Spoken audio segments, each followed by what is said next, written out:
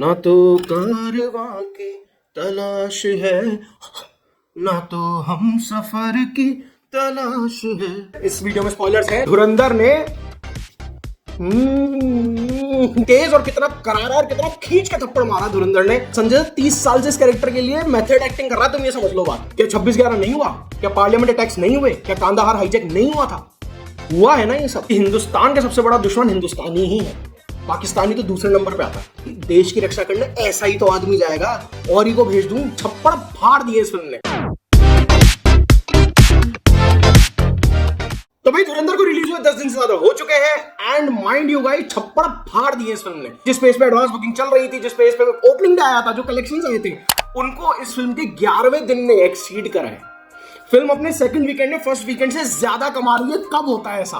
कब सीरियसली कब होता है ऐसा? इसने सारे रिकॉर्ड्स तोड़ दिए, माइंड यू, इंडिया के सारे रिकॉर्ड्स। ये एक एक दिन में इतना इतना पैसा छाप रही है जिसकी हद नहीं है। जो मुंबई पुणे में 24 घंटे के शोज चल रहे हैं, लोग रात 2 बजे पिक्चर देखने बैठ रहे हैं, सुबह 5-6 बजे थिएटर से निकल रहे हैं फ्री होके। एंड सबसे बड़ी बात, इस फिल्म को फैमिली ऑडियंस ने पकड़ लिया।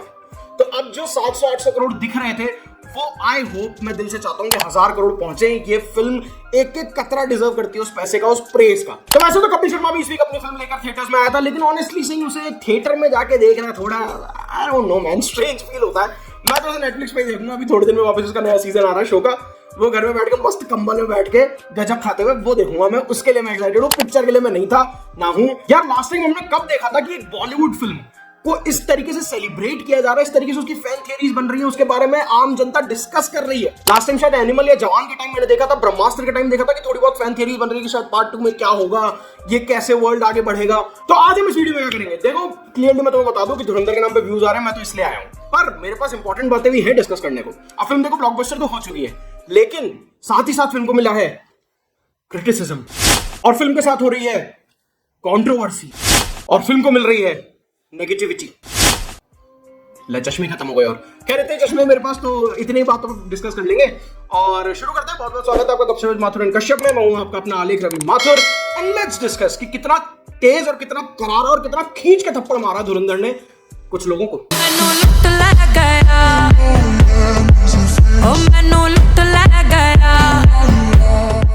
यार एक बार फोटोज देखो तुम, संजय ने जिसे प्ले कराया वो ऐसे दिखते थे।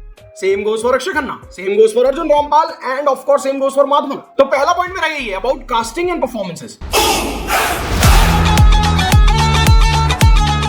अक्षय खन्ना के बारे में बात करना तो इस टाइम ऐसा है कि सूरज को टॉर्च दिखाना है। भाई वो आदमी स्क्रीन पे है तो आपको कोई और दिख ही नहीं रहा है। He is so bloody good। तो उनकी तारीफ अब हम और क्या ही कर लेंगे। तो उनको एक बार हम बैक बर्नर पर रख के आगे बढ़ते हैं। शुरू करूंगा राकेश बेदी साहब से। ये बने हैं जमील जमाली। अब ये पॉलिटिशियन का रोल तो प्ले कर रहे हैं, जो कि थोड़ा सा एनिमेटेड है, थोड़ा सा फनी है, थोड़ा कैरिकेचरिश है, लेकिन इस पूरी जो पॉलिटिक्स है पाकिस्तान की या इस पूरी फिल्म की, उसमें बहुत ही अहम भूमिका निभा रहे हैं।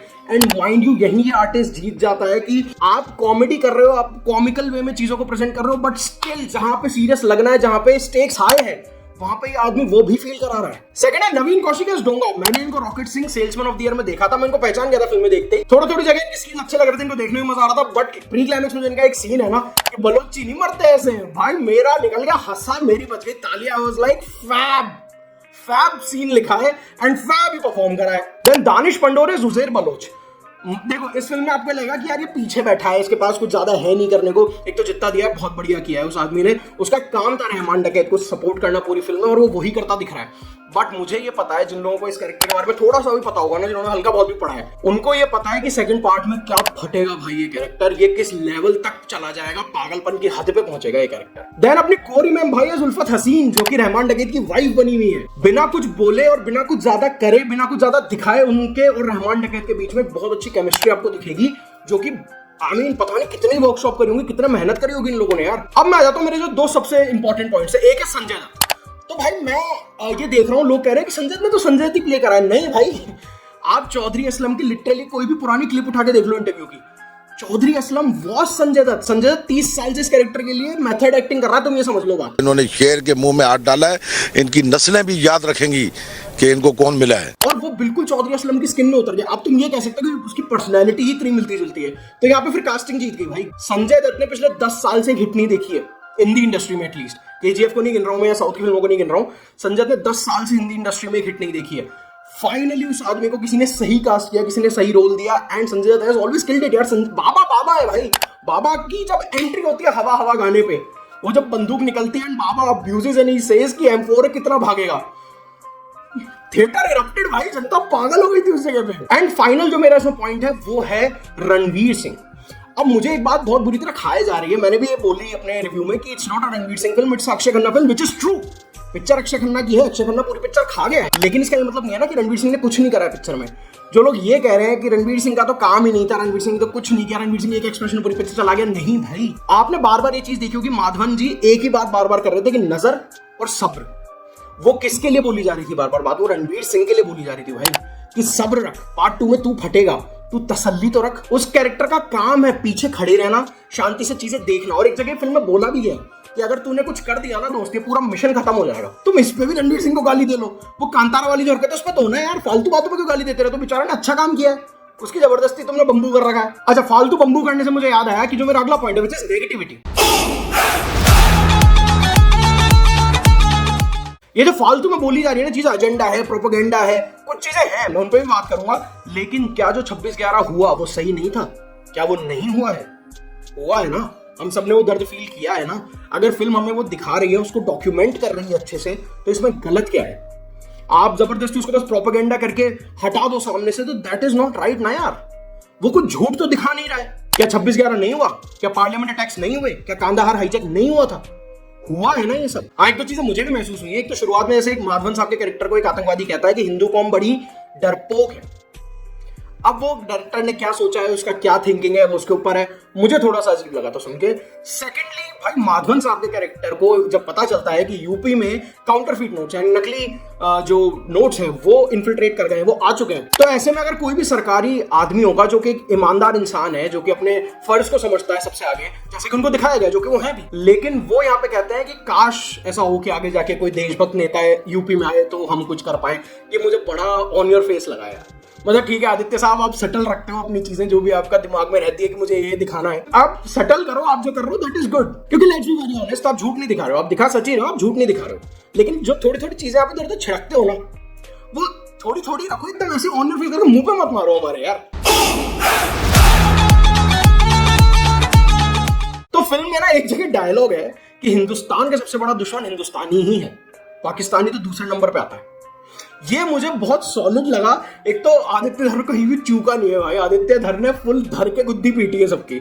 उसने पहले ही फिल्म में एक जगह लिख दिया वॉशमा बट, उसने मौके दिए पूरे कि तुम पकड़ो मुझे, मैं तुम्हारी धुनाई करूंगा, छिलाई करी आदित्य धर ने। और सबसे बढ़िया बात, वो आदमी कहीं आके कोई इंटरव्यू नहीं दे रहा है, is not like Sandeep Reddy Vanga कि आके जस्टिफाई करेगा एक चीज, नहीं। तुम रोते रहो अपने, तुम अपने पॉडकास्ट करो, तुम अपने इंटरव्यूज करो, तुम अपने रिव्यूज डालो, तुम कुछ भी करो, उससे कोई फर्क ही नहीं पड़ रहा। उसकी फिल्म तो दबा के कमा रही है। एक तो भाई मेरे को इनका क्रिटिसिज्म ही नहीं समझ आ रहा, hyper masculinity, too much testosterone. अरे भाई, देश की रक्षा करने ऐसा ही तो आदमी जाएगा, और ही को भेज दूं। अब भाई वैसे तो और भी बहुत सारे रिव्यूअर्स हैं, लेकिन दो मेन कल्प्रिट्स हैं, एक है अनुपमा चोपड़ा और एक सुचारिता त्यागी। तो इन दोनों भजन कीर्तन मंडली औरतों ने दबा के गुद्दी नापी है भाई धुरंधर की। हर चीज को इन्होंने गलत बोला है, एजेंडा बोला है, प्रोपेगेंडा बोला है, hyper masculinity, too much testosterone, सारे शब्दों का इस्तेमाल किया है जबरदस्त तरीके से। जनता को पिक्चर आ गई पसंद, तो जनता ने उल्टी इनकी गुद्दी नाप दी कि भाई अगर आप फिल्म को क्रिटिक कर रहे हो तो जनता भी तो आपको क्रिटिक करने का हक रखती है। ये सही नहीं गई मैडमों से बात। मैडमों ने अपना ही कोई गिल्ड बना रखा है जिसमें अनुपमा चोपड़ा चेयरमैन है, सुचारिता त्यागी वाइस चेयरमैन है, और इन दोनों ने एक ऑनलाइन जारी कर दिया भैया फरमान की हमें तो बहुत हर्ट हो गया, ऐसे कैसे आप लोग हमारी गुद्दी नाप रहे हो। अब अगर तुम किसी चीज को क्रिटिक कर रहे हो तो हक बनता है जनता का तुम्हें भी क्रिटिक करने का। अगर तुम तो भाई किस ओहदे पे कहां बैठे हुए हो, मैं गालियां खा लेता हूं 1,500 सब्सक्राइबर्स के साथ, अगर रोने धोने लग गए, रोने पीटने पे आ गए, तो फिर क्या मतलब है भाई? फिर तो छोड़ दो ये जॉब, ये काम का नहीं है तुम्हारे लिए।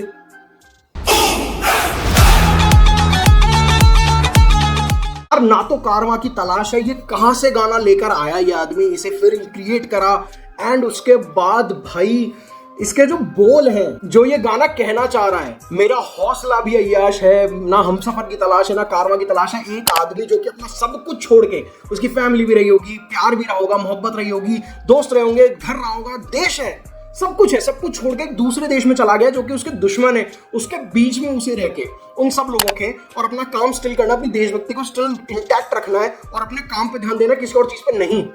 ये इससे बढ़िया ये बोल बता ही नहीं सकते थे। I am not just talking about Ranveer Singh, मैं एक्चुअली जो करते हैं ये लोग, सल्यूट टू देम, जो कि ऐसा करते हैं, उन पे भी ये लाइन, ये गाने, ये बोल, ये कितना जबरदस्त तरीके से बैठ रहे हैं भाई। उसके बाद ना दिल दे परदेसी ने, जिन्होंने सबसे पहले टीजर में गाना डाला था, उसे फिल्म में एकदम एंड में आके यूज करा है।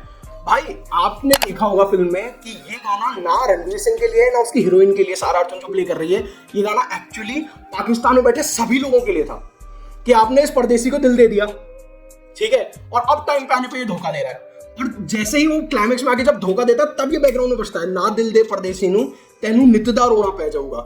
ये अक्षय खन्ना के पीओवी से, ये क्या माइंड ब्लोइंग चीज दिखा दी यार तुमने। मतलब ऑफ कोर्स गाने जो उन्होंने सिलेक्ट करे वो तो है ही, एंड उसके बाद शाश्वत सचदेव ने उनको जिस तरीके से रिक्रिएट करा है, बैंग ऑन। फिल्म जहां खत्म होती है वहां पे सोनू निगम साहब की आवाज में आता है, ये इश्क इश्क है, इश्क इश्क। उस गाने के तुम बोल सुनोगे ना, उस नज्म के, उस गजल के तुम बोल सुनोगे, जीना होगा, मरना होगा, हर चीज पे उस गाने में एक लाइन है, एक उस पे एक तंज लिया गया है, वो इतना जबरदस्त है।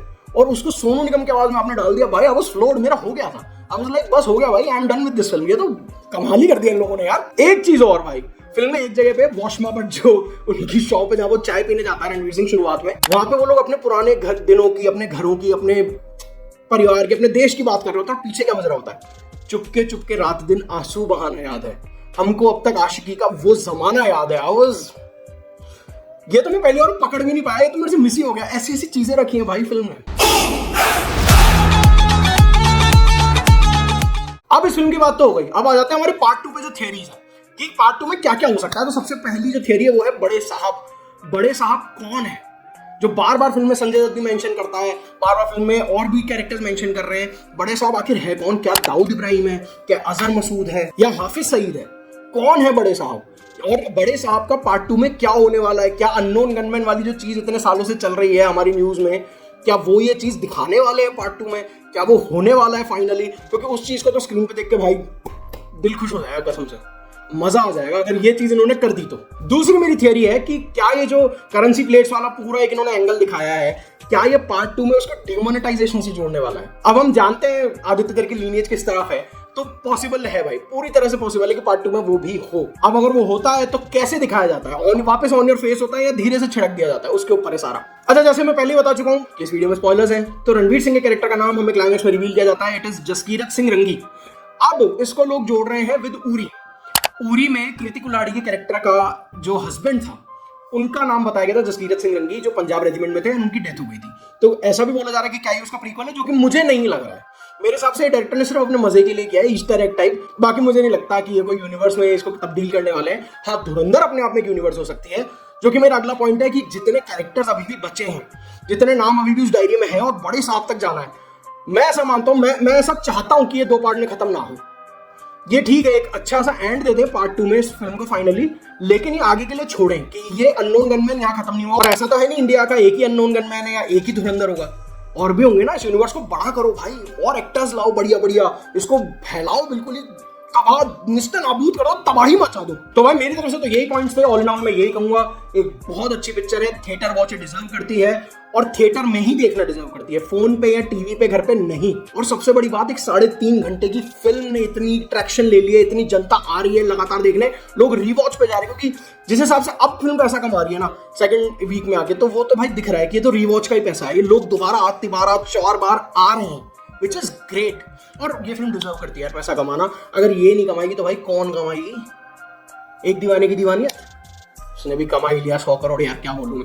छोड़ो, खैर वीडियो कैसा लगा वो कमेंट सेक्शन में बता देना। वीडियो को लाइक करना, चैनल को शेयर करना, सब्सक्राइब करना, एंड बहुत ही जल्दी मैं और गौतम सर आने वाले हैं बढ़िया बढ़िया कूल वीडियोस लेके। साल जो एंड करेंगे हम लोग वो हाई नोट पे करेंगे, उसके लिए रेडी रहना। अवतार करेंगे बहुत जल्दी लेकर आने वाला हूं मैं, तो मिलते हैं आपसे बहुत ही जल्दी। जय श्री राम, वंदे मातरम। ना तो कारवां की तलाश है, ना तो हम सफर की तलाश है।